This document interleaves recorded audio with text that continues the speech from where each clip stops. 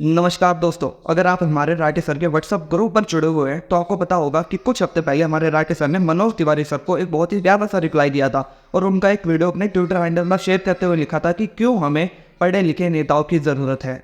चलिए मान लेते हैं कि मनोज तिवारी एक अनपढ़ व्यक्ति है और हमारी सोसाइटी को सच में सही में एक एजुकेटेड लीडर की ज़रूरत है जो सोसाइटी को लेकर साथ में चले।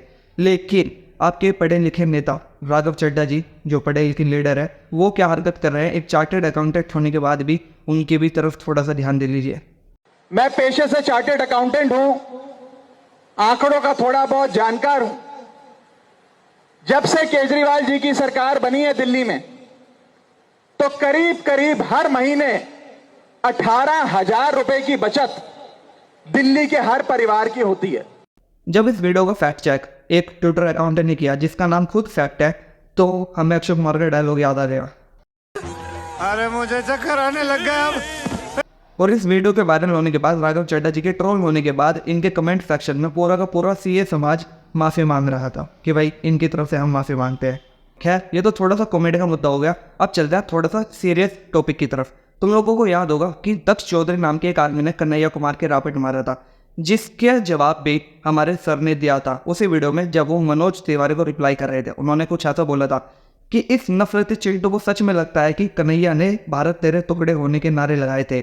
ये नफरती चिंटू जिसे लगता है कि कन्हैया ने टुकड़े टुकड़े के नारे लगाए थे। जिस कन्हैया लाल ने नारे लगाए थे कि भारत तेरे टुकड़े हो, मुंह पे सही फेंककर मुंह पे चाटा देकर जवाब दिया है कि भारत के टुकड़े कोई नहीं कर सकता जब तक हमारे जैसे सनातनी शेर जिंदा है। अबे चिंटू, भारत के टुकड़े कोई कर रहा है ना, वो तेरे जैसे लोग कर रहे हैं जो झूठे आरोपों पर लोगों को मारना पीटना शुरू कर देते हैं। मनोज तिवारी से जब पूछा गया कि कन्हैया ने कहाँ लगाए थे टुकड़े टुकड़े के नारे, बताओ जरा, तो कहता है सुनने में आया था कहीं पर। कोई ऐसा वीडियो क्लिप नहीं मिला जिसमें कन्हैया कुमार खुद कह रहे हो, वो कहीं दिखाई नहीं दिया। मैं ऐसा सुना हूँ और बहुत सारे लोगों ने बताया और जो ऑडियो वीडियो चल रहे थे उसको भी देखा हूँ। तुम्हारी पार्टी पहले झूठी खबर फैलाती है और फिर कहते हो हाँ सुनने में आया था। सच यहाँ पर यह है कि होम मिनिस्ट्री से जब पूछा गया कि बताओ टुकड़े टुकड़े गैंग कौन है तो उन्होंने कहा हमें तो नहीं पता। आरटीआई रिप्लाई में कहते हैं कि हमारे पास तो इसकी कोई इन्फो नहीं। इस आर्टिकल को देख लो, कन्हैया का जो टुकड़े टुकड़े वाला वीडियो था वो एक डॉक्टर्ड वीडियो था, झूठा वीडियो था। मैं मानता हूँ कि कन्हैया कुमार ने भारत तेरे टुकड़े होने के नारे लगाए थे या नहीं लगाए थे, इस चीज का कोई सबूत मिला ही नहीं और उन्हें कोर्ट ने क्लीन चिट दे दी थी। लेकिन एक और बात जो दक्ष चौधरी और उसके बगल में खड़े दोस्त ने कहा था वो आपने बहुत ही अच्छी तरीके से छुपा लिया और वो बात ये थी। जो उसके भक्त थे, जो सेवक थे, वो सर फाड़ दिया। भाई मेरा भाई देश को तोड़ने की बात करता है, इसे दिल्ली में भी नहीं घुसने देंगे। ये भारत के सैनिकों को देशद्रोह वो बताता है, रेपिस्ट बताता है। इसका इलाज कर दिया है, आप लोगों को न्यूज़ पहुंच जाएगी सभी। दक्ष चौधरी ने इस बात पर भी कन्हैया कुमार के थप्पड़ मारा था, लेकिन हमारे राठी सर ने कन्हैया कुमार की पॉजिटिव बात को तो बता दिया लेकिन नेगेटिव बात को छुपा लिया। क्यों? हम ह्यूमन राइट वायलेशन पे बोलेंगे, हम भाजपा के खिलाफ बोलेंगे, हम सैनिकों का सम्मान करते हुए इस बात को बोलेंगे कि कश्मीर के अंदर महिलाओं का बलात्कार किया जाता है सुरक्षा। और इसके बाद वीडियो के एक पॉइंट पर ये दिल्ली के नॉर्थ साइड वालों से रिक्वेस्ट करते हैं, उन्हें बताते हैं कि दिल्ली के नॉर्थ साइड वालों तुम लोगों के पास एक अच्छा मौका है, बता दो और उठा के बाहर फेंक दो इस रिंकिया के पापा को। नॉर्थ ईस्ट दिल्ली में रहने वाले आप लोग दोस्तों, आप लोगों को एक बेहतरीन मौका मिल रहा है। ये बेबी बियर पी के नाचे छमक छमक छल्लों वाले लोगों को बाहर का रास्ता दिखा। नॉर्थ साइड वालों ने सही में इनकी सुनी और ऐसे सुनी कि उठाकर बाहर फेंक दिया, उठाकर बाहर भेज दिया हमारे कन्हैया कुमार जी को। और ना कि सिर्फ नॉर्थ साइड दिल्ली वालों ने बल्कि पूरी दिल्ली ने इनकी ऐसे सुनी कि आपके गढ़ में 7 सीटों पर झाड़ू चलाकर उसे अच्छी तरीके से साफ करके बीजेपी को दे दी।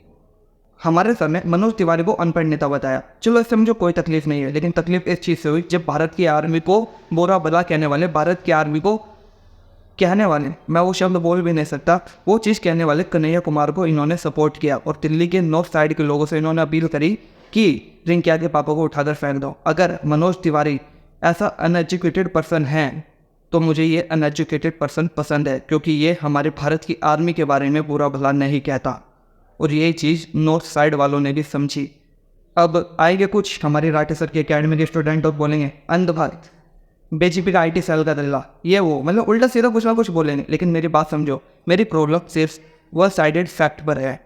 इन्होंने स्वाति मालीवाल पर भी यही चीज़ करी थी, 2 मिनट का वीडियो बनाया और अपने जनता से आखिरी में पूछते कि आपको क्या लगता है दोस्तों, और इस 2 मिनट के वन साइडेड फैक्ट पर स्वाति मालीवाल को दैट एंड उसके ही जो तुम समझ रहे हो वो थ्रेड्स आने लगे। और जब स्वाति मालीवाल ने इससे रिलेटेड ट्वीट किया तो ये कहने लगी मेरे पे एलिगेशंस लगाए जा रहे हैं। भाई साहब, ये एलिगेशंस आप पे पहली बार नहीं लगाए गए। आपको गोस्वामी तो याद ही होगी ना, उसने भी ये एलिगेशंस आप पे लगाए थे, लेकिन आपने थोड़ा सी भी कष्ट यूँ नहीं किया कि आप एक ट्वीट करके कह दे कि अगर ये मेरे सब्सक्राइबर कर रहे हैं तो प्लीज़ मत करो। आपने ये तो बताया कि स्वाति मालीवाल जब आम आदमी पार्टी को उनकी सबसे ज़्यादा ज़रूरत थी तो वो आउट ऑफ इंडिया चले गए, लेकिन आपने ये नहीं बताया कि राघव चड्ढा भी आम आदमी पार्टी के जब नेताओं को गिरफ्तार कर रहे थे तो वो भी लंदन में चले गए थे। चलो रीज़न मैं बताता हूँ तुम लोग। जब स्वाति मालीवाल से भी यही क्वेश्चन किया गया कि आप आउट ऑफ इंडिया क्यों गई थी, क्या करने के लिए गई थी, तो उन्होंने बताया कि वो एक कॉन्फ्रेंस के लिए, उन्होंने रिवील किया कि वो एक कॉन्फ्रेंस के लिए आउट ऑफ इंडिया गई थी, और जब वो आउट ऑफ इंडिया थी तब भी वो आम आदमी पार्टी से कनेक्टेड थी। लेकिन हमारे सर ने हमारे सामने एक ऐसी इमेज बनाई और ये बताने की कोशिश करी, और हालांकि बता ही दिया था कि देखो जब पार्टी को इनकी सबसे ज़्यादा ज़रूरत थी तो ये आउट ऑफ इंडिया चली गई थी जब इनकी पार्टी मुसीबत में थी। अब राघव चड्ढा जी की भी सुन लो। जब बीजेपी के IT सेल के मेंबरों ने यह पूछा कि अरविंद केजरीवाल जी के अरेस्ट के समय राघव चड्ढा बाहर क्यों चले गए, आउट ऑफ इंडिया क्यों चले गए, तो राघव चड्ढा जी से भी ये पूछा गया कि आप आउट ऑफ इंडिया क्यों गए थे, तो उन्होंने भी रिवील किया था कि वो आंखों की सर्जरी के लिए आउट ऑफ इंडिया गए थे।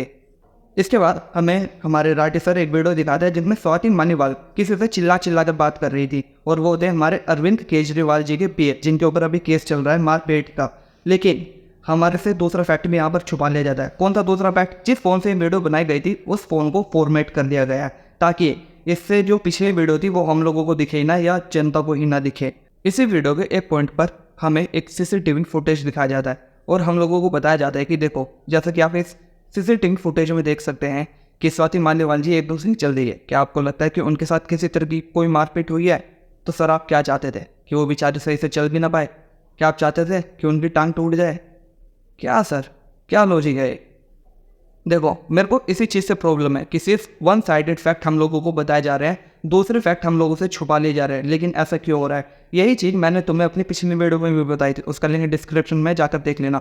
और उसका सेकंड पार्ट भी आने वाला है जहाँ पर हम बात करेंगे ग्लोबल पीस इंडेक्स के बारे में कि भारत की रैंकिंग पहले क्या थी, अभी क्या है, और उसका सेकंड पॉजिटिव साइड क्या है। मैं तुम लोगों को भरोसा दिलाता हूँ कि वो पॉजिटिव साइड सुनकर तुम लोग खुश हो जाओगे। अगर तुम लोगों ने वीडियो यहाँ तक के देख लिया तो तुम्हारा बहुत बहुत शुक्रिया। मिलते हैं अगली वीडियो में।